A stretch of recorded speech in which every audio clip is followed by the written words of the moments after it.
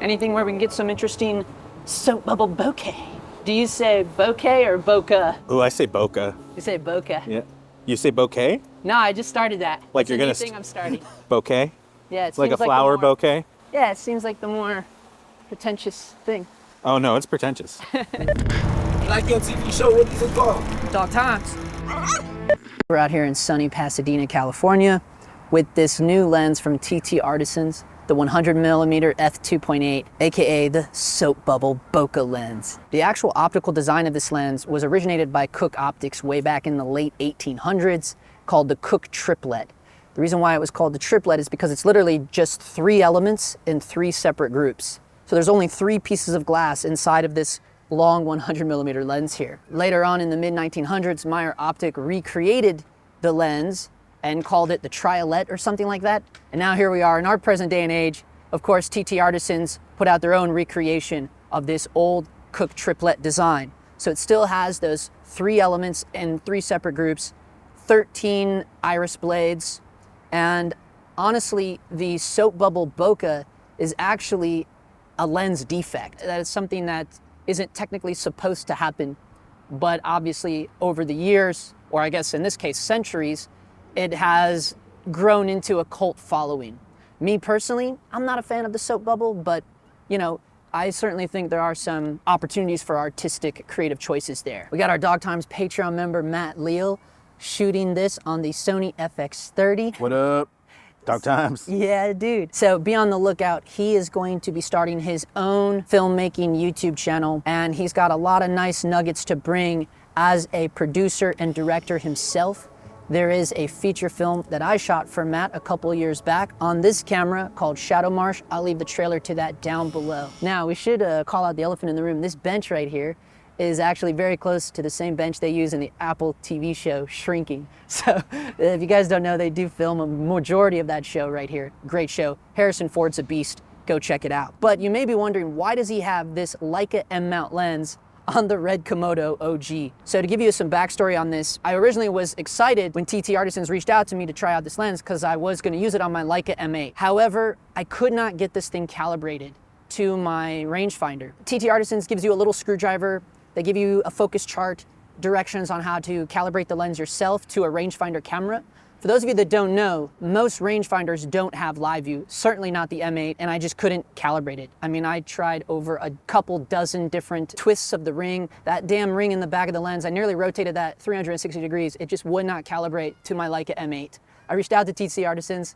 Their response was, you have to turn the autofocus release off on your camera. So that was an odd response. They said, you do realize that the Leica M8 is not even an autofocus camera, right? So it is what it is. So it kind of ruined my plans for this video. So I just quickly found a cheap $16 Canon RF to Leica M lens adapter and said, well, we'll just walk around Old Town, downtown Pasadena and see what kind of cinematic B-roll we can get with this soap bubble bokeh lens in 6K R3D RAW.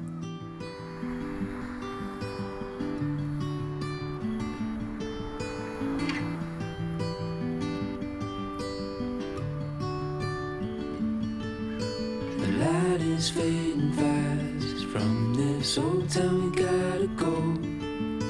Our bags are packed, so what we waiting for? There's no point in delaying what we both already know. Escape this time with me.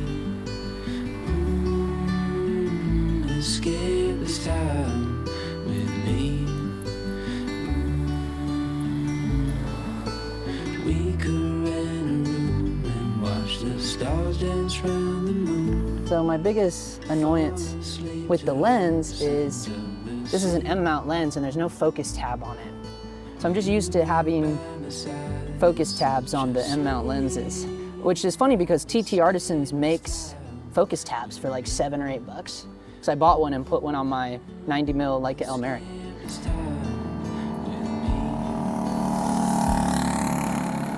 So one thing I do want to mention is because we're out here in this bright sun today, not the most optimal time to shoot, but I think it would be more interesting for the bokeh with the trees and things. But I am using this Nisi True Color variable ND filter, and it has hard stops. You get 1 to 5 stops with this ND filter. It has this little handle here Hard stops I love, so then you're not gonna get X pattern. It is nano coated, and yeah, it's a pretty nice little filter, and it's 49 millimeters, so it fits a lot of these smaller Leica M mount lenses, or even some of the Sony G lenses, so it's pretty rad. Check it out. I'll have links to that down below too, but that's what we're using today on the lens.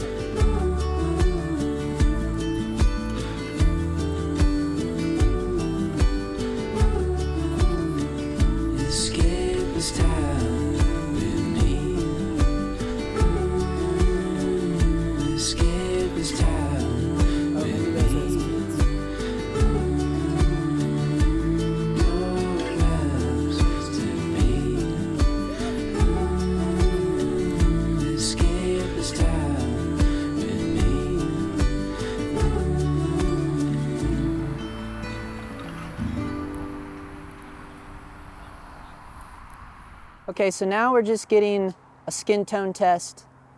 I took the ND filter off. The white balance is set to 5100 because that's what it is under this shade. I took a reading.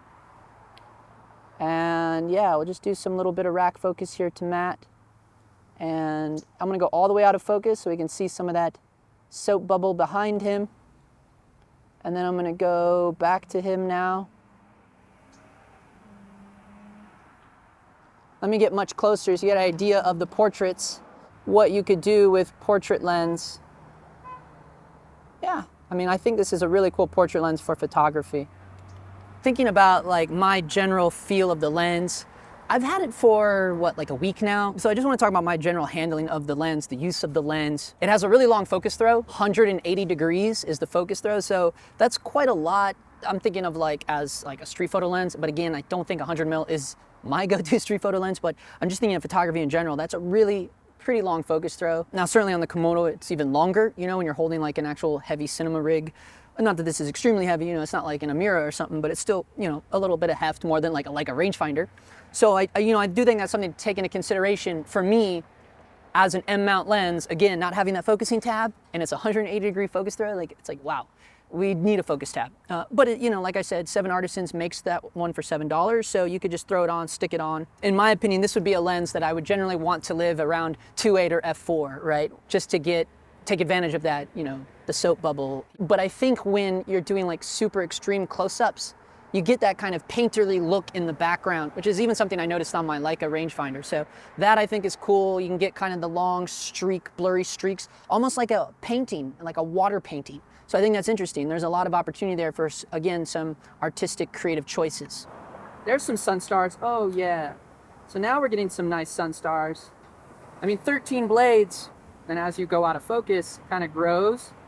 There you can see it kind of turning blobby, orby, right? Pretty interesting. Now we're gonna come back. Look at that.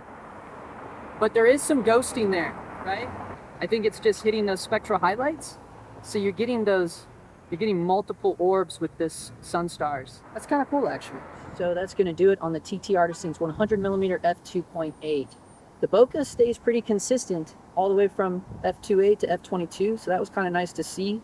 Again, you got those 13 blades, kind of cool. Not a very hefty lens, but she is pretty long, and that big long focus throw.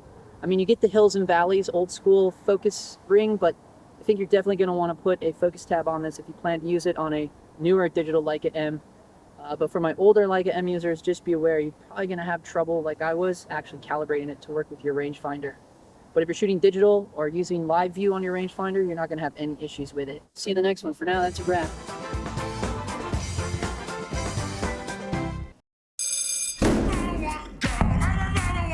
Thank you. 40 frames, that's the highest frame rate you can go in Komodo original, just to try to slow down the handheld a little bit. So we will be fighting a little bit of camera jitters. Oh, we're just testing the lens on that fence. What do you mean? Just shooting. Yeah, just shooting through the fence here. Yeah, exactly. Yeah. Really? Well, not really. Well, not just, like a just, doc. just, just testing this lens out. Oh yeah. Yeah. That's cool. Right on. Yeah. You guys work for anyone or? Myself. Paper? All right. Yeah.